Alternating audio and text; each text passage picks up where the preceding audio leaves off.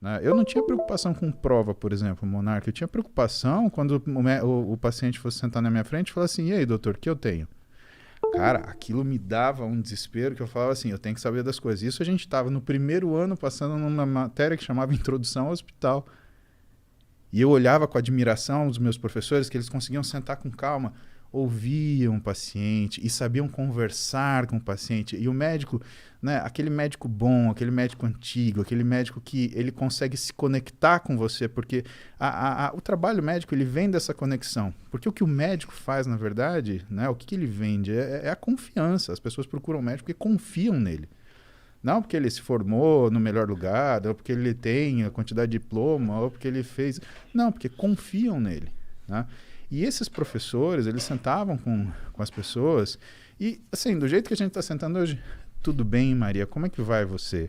O que está acontecendo com você? Não, mas antes, me conta um pouquinho da sua vida. Cara, aquilo era sensacional. Aí você descobria que você não pode tratar o paciente igual está escrito no livro de semiologia, como se fosse uma lista de ticar. Dor de barriga? Dor de cabeça? Tá caindo um dente? Tá caindo cabelo? Não é isso, cara. É uma coisa muito mais profunda. E isso, com o tempo, vai fazendo a gente entender que a gente tem que entender da pessoa, entender uma série de coisas. Mas o motivo principal, né, do desconforto inicial, e aí, de novo, a gente usa aquilo que desconforta a gente como ferramenta para a gente evoluir, é esse. E se você encontra pessoas que são fracas, o que vai acontecer? Elas vão fugir desse desconforto e não vão conseguir fazer o mínimo. É aquela história que hoje é clichê. Tempos difíceis geram pessoas fortes. Pessoas fortes geram tempos fáceis. Tempos fáceis geram pessoas fracas. E pessoas fracas geram tempos difíceis. E o ciclo se repete. Que geração que a gente está? Eu acho que a gente está numa geração muito curiosa, sabe, Monarca? Porque nunca a gente teve tanto acesso à informação e tanta história digital. Vou te dar um exemplo.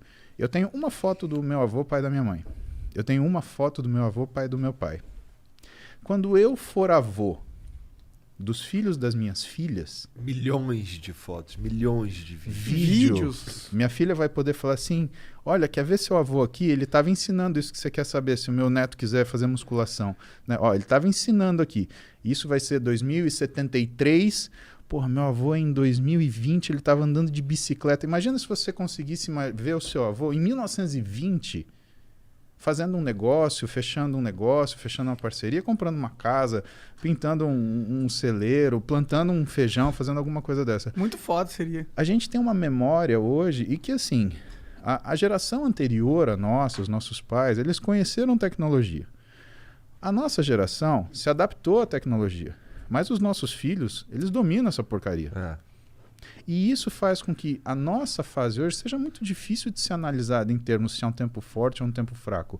O que aconteceu, na minha humilde opinião, é que a gente consegue ver quem é forte e quem é fraco. Então não é a época que é isto ou aquilo.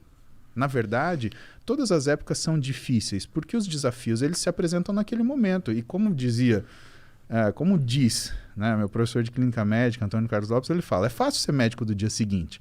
Quando o paciente está no leito, quando o paciente está todo controlado, medicado, você ser o médico que chega no outro dia e começa a pôr defeito, podia ter feito isso, podia ter feito aquilo. Cara, vai lá atendendo pronto-socorro, o cara sofrendo, gritando, berrando, passando mal, ficando tonto, desmaiando, a família desesperada, olhando para você cansado, com sono, sem tomar banho, com fome. Cara, então é fácil a gente avaliar, falar, foram tempos fáceis, foram tempos difíceis. Todo tempo é difícil. A questão é que a gente hoje consegue ver pessoas fortes, a gente consegue ver pessoas fracas, a gente consegue ver pessoas fortes que se portam como pessoas fracas e pessoas fracas que estão tirando daquilo que é a fraqueza delas a força que elas precisam para sobreviver. E o que eu realmente acredito é que a gente tem uma situação onde as pessoas privilegiadas hoje, que ficam inventando o problema, e a gente vê muito isso na mídia. Gente que, né, é o tal do cara que é militante de iPhone. Ele fica fazendo passeata sentado no sofá da casa dele, né, muito confortável, com a comidinha, com não sei o quê. Exato, a gente vê muito dessas figurinhas. Esse cara, ele não consegue trocar um pneu de carro. E, por outro lado, você tem aquele garoto da periferia que não teve incentivo, que não teve ajuda, mas ele tem aquela gana de falar assim, eu vou me suceder. E esse cara, da fraqueza dele, ele vai tirar força, ele vai se superar. Então, o que eu espero é ver isso. E eu acho que isso inevitavelmente acontecer, porque essas pessoas aqui, elas vão perecer, elas vão passar. Hoje, isso daqui não permite que as mentiras sejam eternas. Você mente para muita gente pouco tempo. Você mente para pouca gente muito tempo, mas você não mente para todo mundo o tempo todo. Acabou. Hoje está aqui, está registrado. E de novo a gente volta para a história da memória. Cada vez mais aparente. E a gente vai ficar vendo isso. E você, inevitavelmente, você vai ver pessoas falando, né, pessoas comentando ou pessoas se procurando, né, para se aglomerar, que é, por exemplo, a minha mídia social. O que é a minha mídia social? Eu sou o cara que fala coisa que você não quer ouvir. Eu sou o cara que fala que não é fácil. Eu sou o cara que fala que não é simples. Mas eu sou o cara que fala para você, se você fizer isso, você vai conseguir. Você só precisa de consistência. E eu tenho plena convicção que todas as pessoas que estão comigo no Instagram, no meu YouTube, elas são pessoas que eu seria muito amigo se a gente convivesse de forma próxima. Então, para mim, a mídia social, ela trouxe a oportunidade de eu ter amigos que, infelizmente, eles não estão comigo fisicamente. E esses caras, eles dividem comigo todos os dias, ou seja, no banho não tem calendário, eu pedalando de manhã, a gente conversando sobre os assuntos que eles querem saber, ou então nos posts que eu faço, ou então nos vídeos do YouTube, eles dividem comigo aquilo que é a nossa realidade. E aí a gente percebe o quê? Qual é a grande pergunta hoje, pelo menos para mim? Eu vejo que muitas pessoas têm levantado diversas bandeiras. E vejo que muitas pessoas querem muita coisa. E muitas pessoas que falam em favor da liberdade, elas querem tomar o seu direito. Porque o que conta é a liberdade delas, na verdade. Só que eu não sei de verdade, Igor, Monark, se essas são 10 pessoas gritando para 10 mil caladas. Porque se isso acontecer, a hora que as 10 mil resolverem falar, meu amigo, não vai precisar de grito. Ah, nós não vamos nem precisar falar, né? Elas vão Exatamente. derrubar tudo porque elas passarem pela frente, quando elas quiserem. Mas eu não sei, porque a democratização da informação e da palavra é real. Muita gente hoje conversa, fala, sabe? E eu acho importante. O Rafinha falou isso. O Rafinha falou uma coisa que eu acho que ele tem absoluta razão, cara. Ele falou, qualquer um pode falar qualquer coisa. Né? Você tem isso, se chama direito à opinião. Ah, mas você não é médico, você não vai falar isso, ou você não é, sei lá, político, você não vai falar aquilo. Não, cara, você tem que ouvir o que a pessoa acha. Porque se você não ouvir o que a pessoa acha, você nunca vai conseguir colocar ela no caminho certo. A única coisa que tem que acontecer é respeito. E assim, você saber seu lugar. Vou te dar um exemplo claro hoje sobre essa questão de sabermos o nosso lugar. Eu brinquei com o Júlio, com o Renato, a gente fez aquele desafio dos 60 dias para... sei lá, para eu mudar meu físico como se eu fosse competir. Mas falaram, faz 2 meses, faz uma preparação, a galera quer ver teu físico como é que fica, preparado para competição. E eu fiz, realmente ficou um físico, né, diferenciado, né? Mas aí o pessoal já começou, não, você tem que competir, você tem que competir, você tem que competir. Eu falei, calma, que eu sou um bodybuilder amador, eu não sou um profissional. Então eu tenho que saber o meu lugar por 2 razões.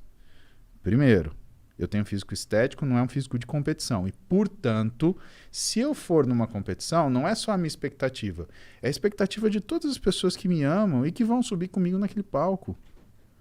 E eu tô tranquilo em frustrar as minhas expectativas, porque eu topo o jogo. Mas eu ia lamentar demais se eu frustrasse a expectativa, principalmente da minha família. Segunda coisa, os caras que estão competindo ali são atletas. Isso significa que eu até devo respeito a eles. Por quê? Porque se eles são atletas, eu não vou chegar com um físico de estética para falar, olha só, eu acho que o meu físico de estética, ele se equipara ao seu físico de atleta. É que nem o cara que tira racha de final de semana ilegal, ele sentar um dia e falar assim, dá esse carro de Fórmula 1 aí que eu vou pilotar e vou ganhar de todo mundo. Ou aquele bonitão que fica na arquibancada do jogo de futebol, dribla, né? Falar de fora é fácil. E eu não quero ser um cara que fala de fora. Então, eu aplaudo os atletas, felicito eles, mas hoje, vendo a minha situação atual, eu respeito eles, não me colocando para competir com eles e para deixar as pessoas confusas. A gente não tem o direito de confundir as pessoas, porque um físico estético, ele agrada. Um físico atlético, ele nem sempre agrada, mas ele vence competição. E aí fica o grande dilema. Será que eu tenho o direito de complicar a cabeça das pessoas e fazer com que elas achem que aquilo que é uma competição muito específica, ela pode ser orientada por aquilo que é a opinião de pessoas que não estão avaliando o esporte e sim o gosto pessoal? Então, isso é um exemplo disso.